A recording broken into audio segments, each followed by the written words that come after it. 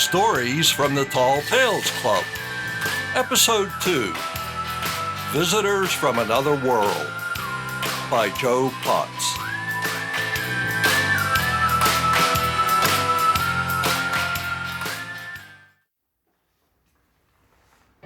I flew many missions both on Earth and in space that were top secret.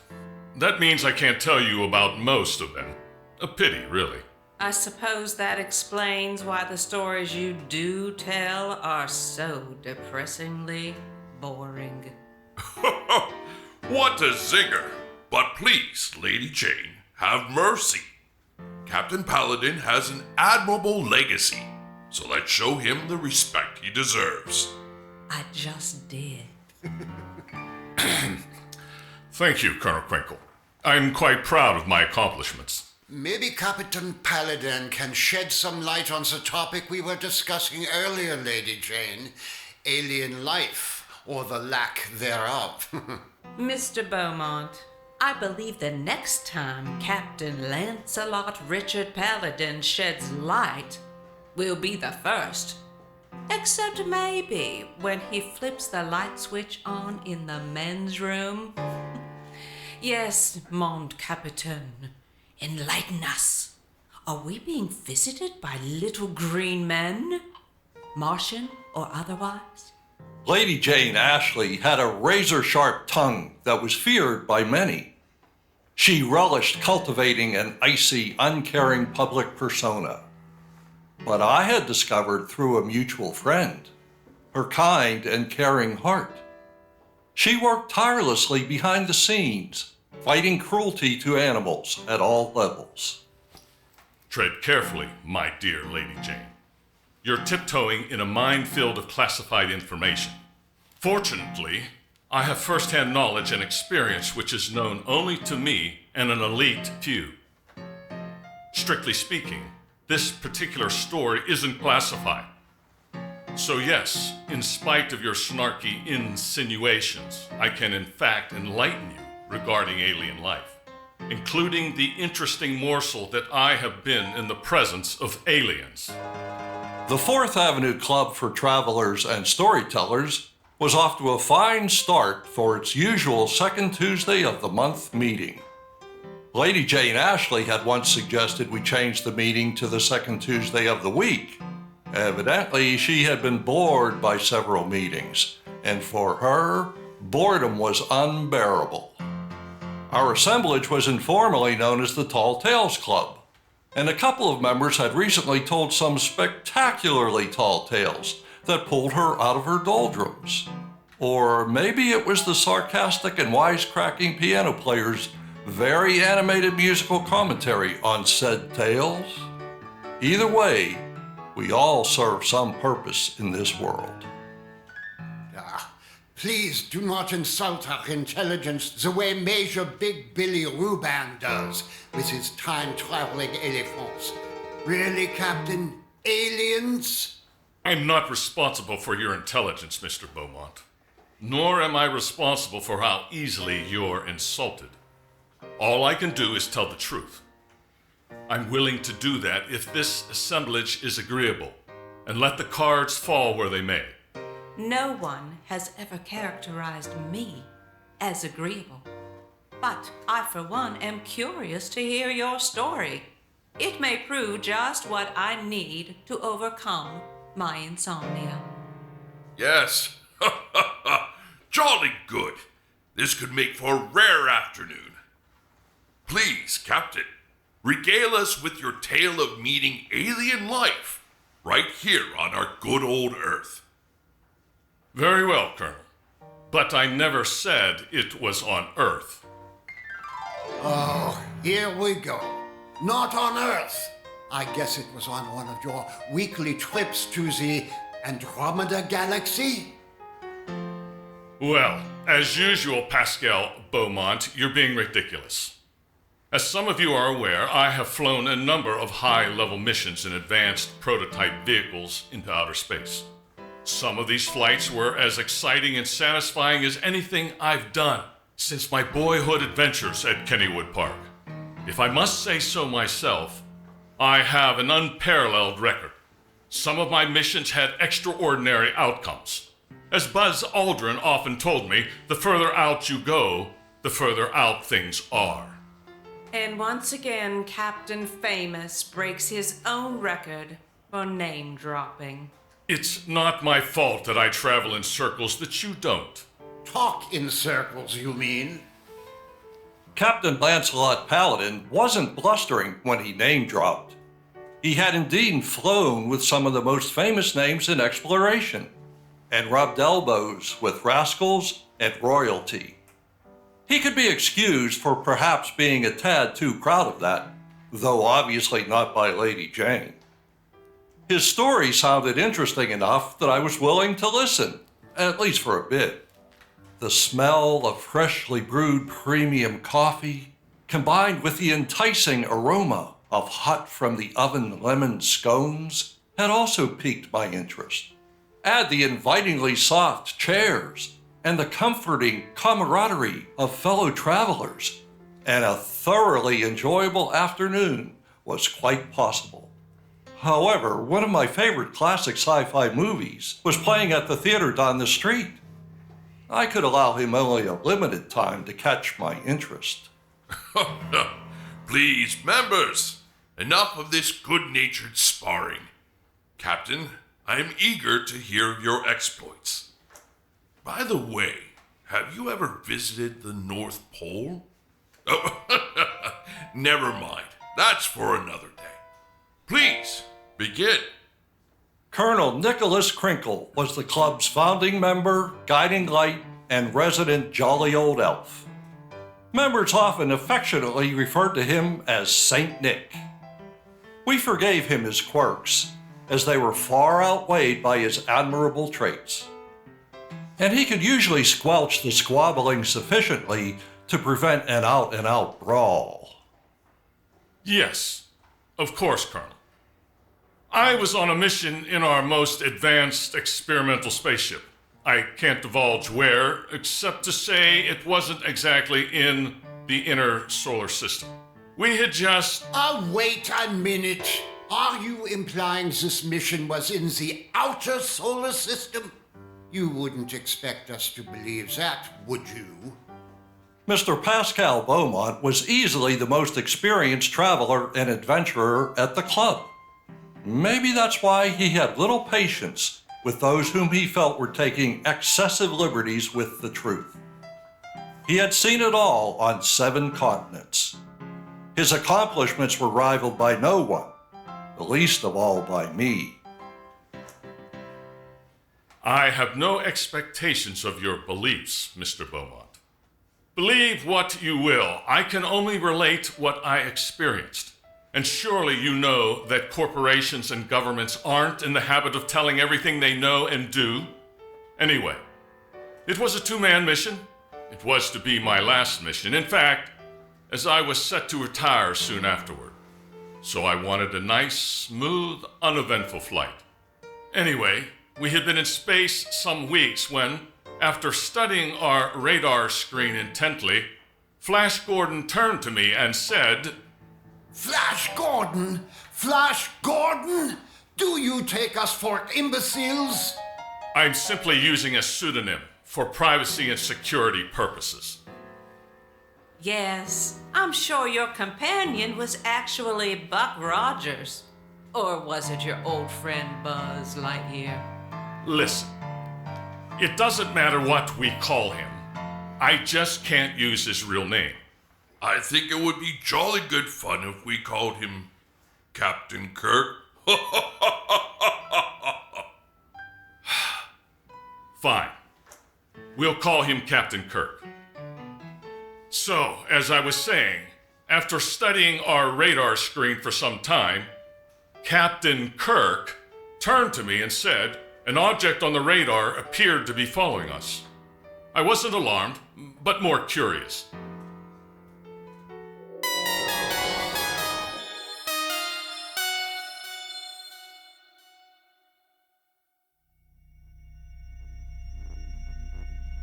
I've had my eye on it for some time, Captain. Can't say I've seen anything like it before. I'm starting to get concerned. I can't imagine anything following us all the way out here. Could the radar be wonky? Maybe just a false reflection? No, Captain Paladin. I've double-checked the system. It's A-OK. That's a true reflection, all right. What about a piece of our booster following us? I thought of that too, but we've made a couple of small course adjustments that the object has exactly matched. And it's pretty big. In fact, I'd say it's substantially larger than we are. I suppose it could be a tracker drone to spy on us, although they're typically not very large. Anyway, we'll be entering orbit around our destination soon. Let's keep an eye on it and see what happens. Roger that. I'm entering final coordinates for our orbit. I'll fire the thrusters soon, and... Whoa! What was that? Did something just shoot a light past us? Let me silence this alarm.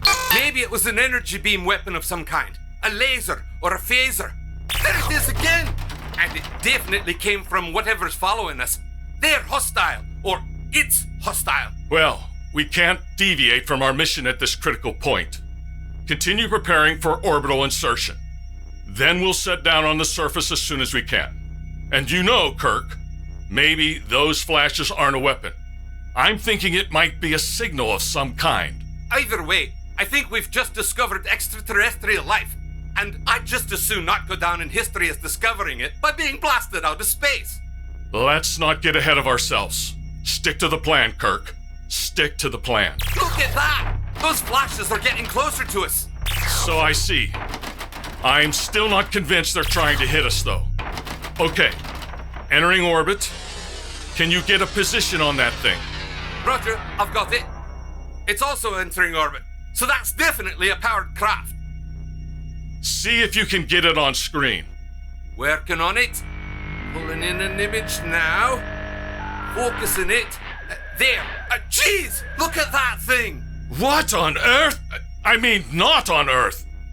My nice, quiet last flight is going right out the window. That whatever it is huge, and like nothing I've ever seen. You said a mouthful, Captain. That ship has to be from another world. It's got a very, well, spiky look to it. It doesn't look like any kind of craft I've ever seen. I have to admit, the word that comes to mind for this thing is alien. It looks kind of like a crystal, or a giant platinum snowflake. Yeah, that's it, an intricate snowflake. And it can shoot energy weapons at us. You know, we're flying the most advanced ship we have. Whoever built that, they're way ahead of us. Hold on. We have to take this slowly. Like I said, we don't know if that's a weapon. Maybe it's a signal. Maybe they're just trying to get our attention. Well, they've succeeded! And all I know is, if I were building a ship to travel to another solar system, I'd rather it have phasers than a giant flashlight. That vessel sure has a strange look to it. I wonder what power source it uses. And if that light's a weapon, they shoot like my Aunt Mildred. I mean, they fired several. Jeez! What's going on? The comm system's going crazy. Trying to adjust it. It's not responding. The image of the ship is fading and something else is coming in. It's like something's taken over the screen. Look! You're right. New images are appearing. The image is blurry, but it looks like three beings of some sort. Vaguely humanoid, but proportioned differently. They're definitely not human. Paladin, they have to be aliens. Jeez, the hair's rising on the back of my neck. Copy that. Don't tell anyone, Kirk, but looking at them, I can actually feel my skin crawling. Their faces, they look, I don't know, just so different. And the middle one has a, well, fancier suit than the other two. I'll bet he's the big kahuna. That makes sense. And I'll bet Captain Kahuna is the one who'll ask us if we have any last words. Jeez, did I ever pick the wrong mission to volunteer for? Steady, Kirk, steady. Let's just play this by ear. And you know what? I could be wrong, but I don't think the leader guy looks very well. Do you suppose he could be sick? I don't know. I'm a pilot, not a doctor. But if they can take over our comm system, they can probably take over our ship and kill us at will. Which they haven't done yet, so they probably don't want to. Kirk, wait a minute. Do you hear that? I hear something. What is it? That's weird. It's like it's in me head. Yes, exactly. It's like a voice, sort of, in my head. What's it saying? I'm not sure. It's kind of slurred. Maybe hand? Or band? No, it's land. It's saying land. That's it. Kirk, are they telling us they want us to land? I think you're right. Is it a request, or are they ordering us to land? These Jaspers are awfully pushy. I mean, firing across our bow and making demands. We don't know if either of those are true, and we were going to land anyway. I wonder how they're communicating with us. It's like they're thinking in our heads. Look, the screen image is clearing up a bit. There's definitely 3 of them, whatever they are. Look behind them. The bulkhead looks almost liquid. It's undulating and pulsing. Reminds me of a jellyfish. And the color keeps changing.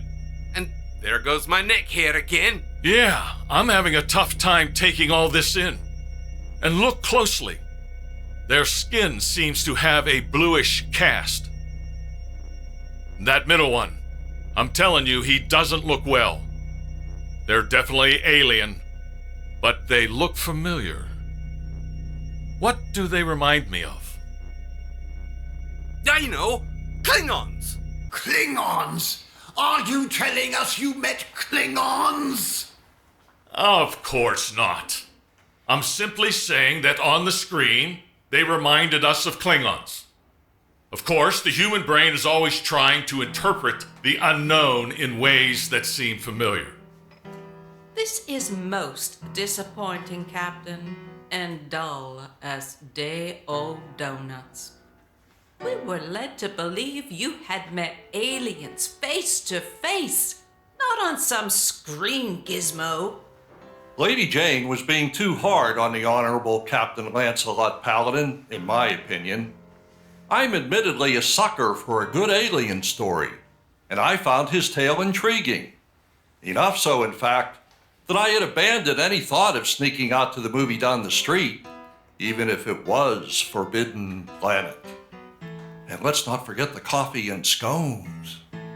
All right, let's give the good captain a chance. It's a crackerjack tale so far, I'd say. 3 spirits. A Dickens of a tale.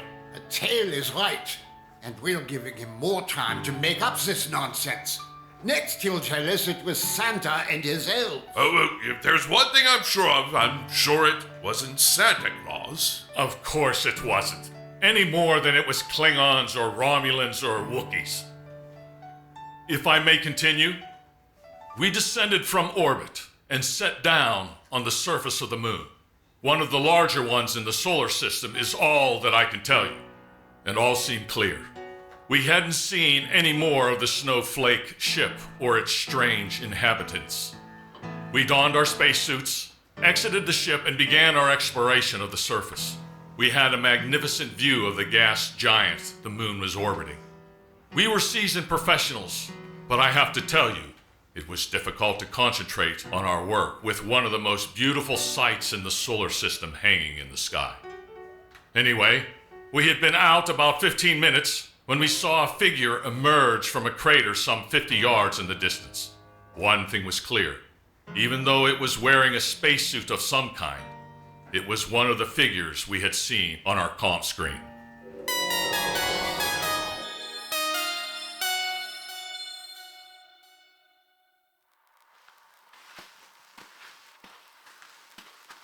Captain! It's one of them, from the snowflake ship, which I don't see, by the way. Where is it? Do you think maybe he beamed down? Easy, Kirk.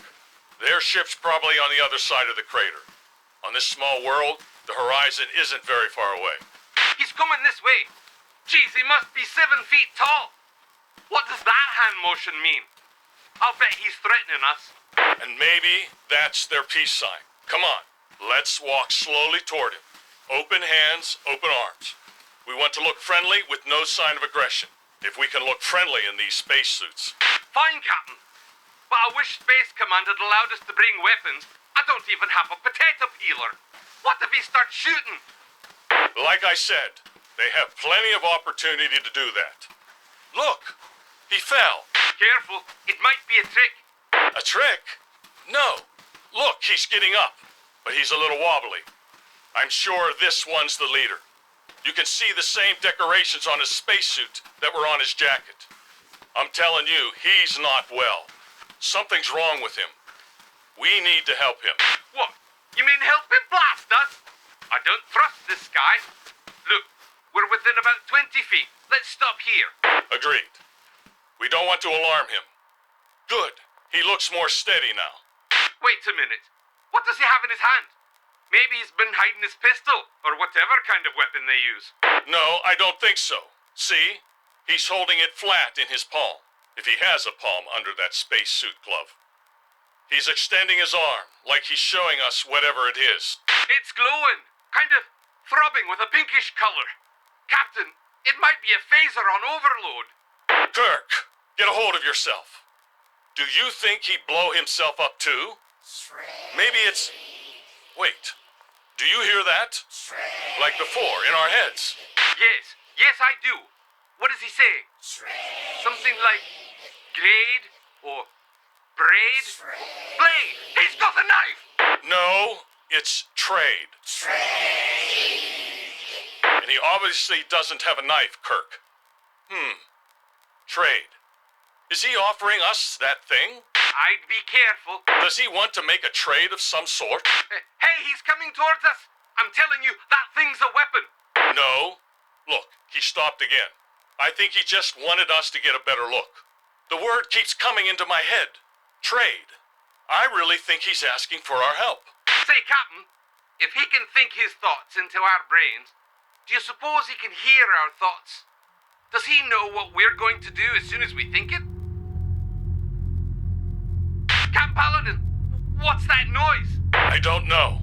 This thin atmosphere can't conduct sound very well, so whatever it is must be incredibly loud. I can feel the ground shaking, and it's getting even louder. What's happening? Is this moon being torn apart? Kirk, look! There's a brilliant light beyond that crater. It's like the sky's on fire. Shield your eyes, Kirk. There! Rising into the air! I don't believe it! It's the snowflake ship! It's taking off! Jumping Jupiter, what's going on? Look how fast it's rising. Are they abandoning their captain? They must be. Jeez, look at him! Jumping up and down and waving at the ship. He had no idea they were going to do this. It's too late. It's gone. That ship is really fast. Maybe this is another trick to catch us off guard. Trick? How is that a trick? It's no trick, Kirk. Look at the way he's looking at us. That looks like fear and desperation to me. Wait. Listen. There's that voice again. What's it saying? I think it's saying... Help? Do you hear that, Kirk? It's saying help. He's definitely asking for our help. Our help? Captain, we don't know what his game is. We've got to abort this mission and get out of here as fast as we can before he kills us all. No, we can't abandon him like his own people did. Listen, Captain, you said it yourself. You can't allow your last mission to get all bollocksed up. We have to think of ourselves. We have to save ourselves.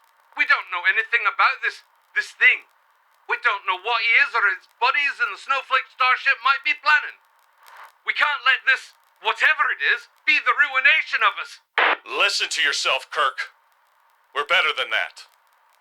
The human race is better than that. Have you no mercy in your heart? Look, he's holding out that throbbing pink thing again. He's offering it to us in exchange for our help. Kirk, regardless of what that pink thing is, we need to help him. He's been abandoned, and we can't leave him here to die. Paladin, this time you've gone too far. Do you take us for fools?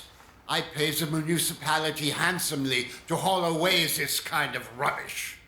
On the contrary, my esteemed Mr. Beaumont, I would never tell these events to fools. I know they wouldn't believe me. Only an assemblage as sophisticated as the Tall Tales Club has the intellect and open-mindedness to process these facts. Only you and your fellow travelers of the world know and believe that such things are possible. It was a card well played by Captain Lancelot Richard Paladin. It was only the setup, however. He reached into his pocket, pulled out the coup de grace, and laid it on the table. It was a pinkish rectangle, not much larger than a playing card. It throbbed softly and gave off a faint glow. I don't think I've ever seen a more surprised reaction at the club. I could hear breaths collectively being taken in. I made the trade, as you can see. Great thundering reindeer herds! What is that thing? Unfortunately, Colonel, I don't really know. The Centaurian, he told me they came from the Alpha Centauri star system, you see. Called it simply the machine. With concentrated effort and practice, we learned to mentally communicate with a reasonable level of success. I asked him what the machine was used for. He said everything, and managed to convey that it was controlled exclusively by the mind. He tried to explain how, but it came across as gibberish. I've tried to think it into doing something with no success, but I keep working at it. So, it is a useless, humming, glowing hunk of plastic. Oh, I don't know. I think it would make a lovely nightlight for my master bath. Wait a minute. Didn't I see something like that in the toy department at Mega March? Great rings of Saturn. Now that's rubbish. This bit of alien technology may be a tremendous gift to humanity, if we can unlock its secrets. When you hold it in your hand, you can feel its surface moving, much as their ship bulkhead appeared to do. And it feels wet to the touch, although it leaves no dampness behind. I have no idea what science is behind it, but I pray someday we'll understand it. Hold on, Captain Paladin. You said he wanted to trade. What did you trade him for it? That's the funny thing. I hardly gave him anything at all.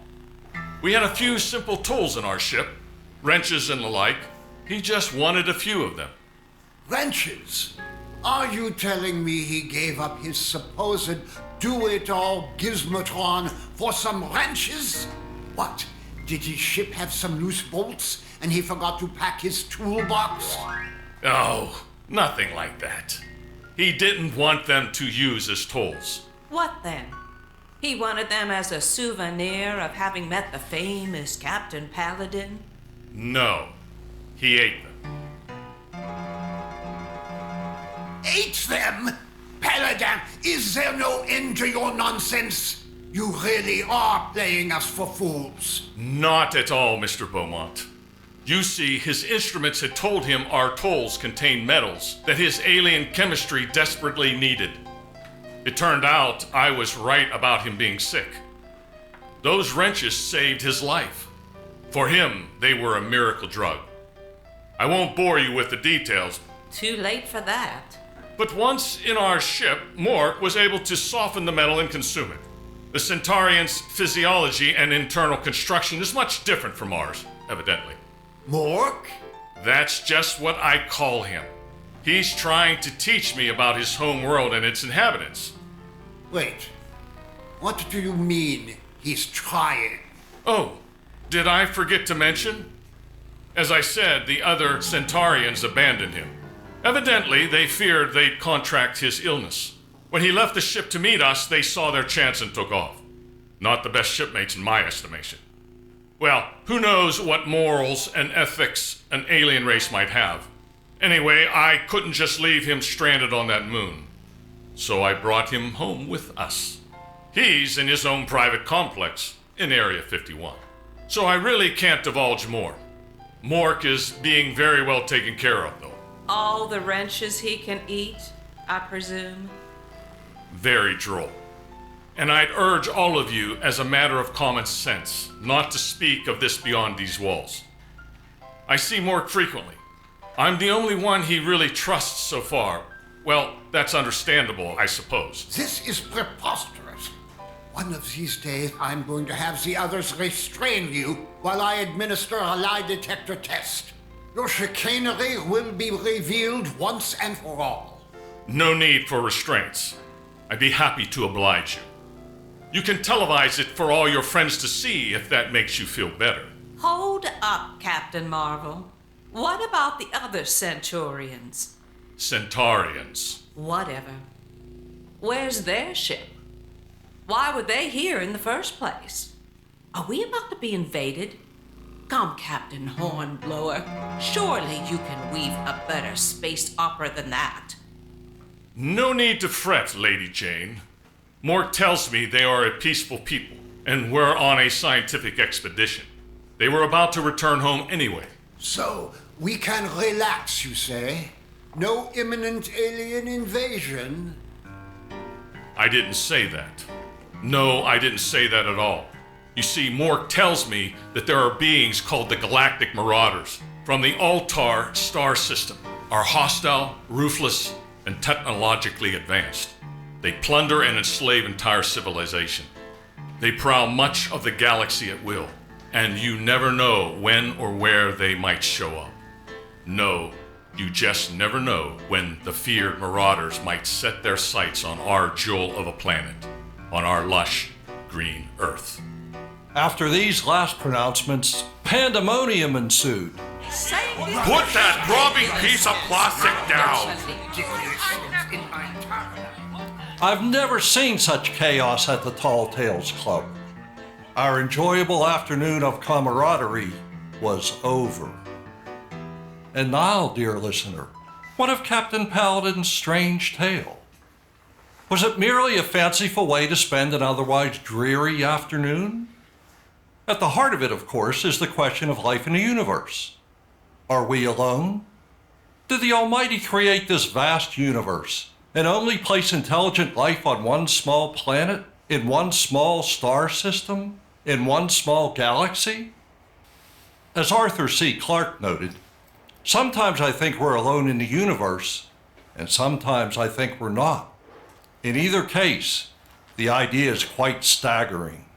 Or perhaps the more interesting question is how much mercy and kindness is contained in the hearts of those beings on this one small planet. And if other beings exist, do they have mercy and kindness in their hearts? What do you think, dear listener?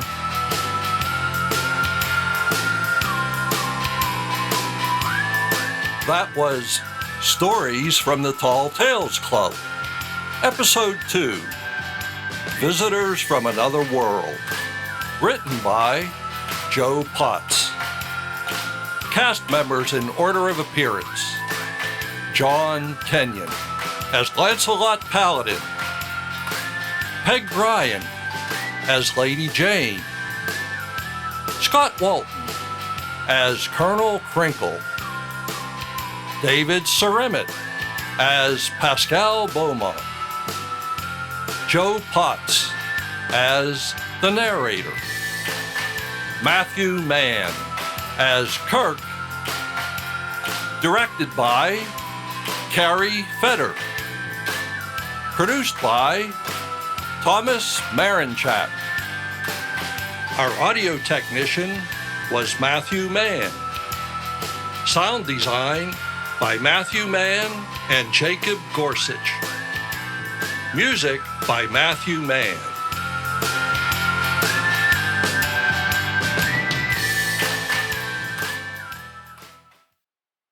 A production of We Are One Body Audio Theater.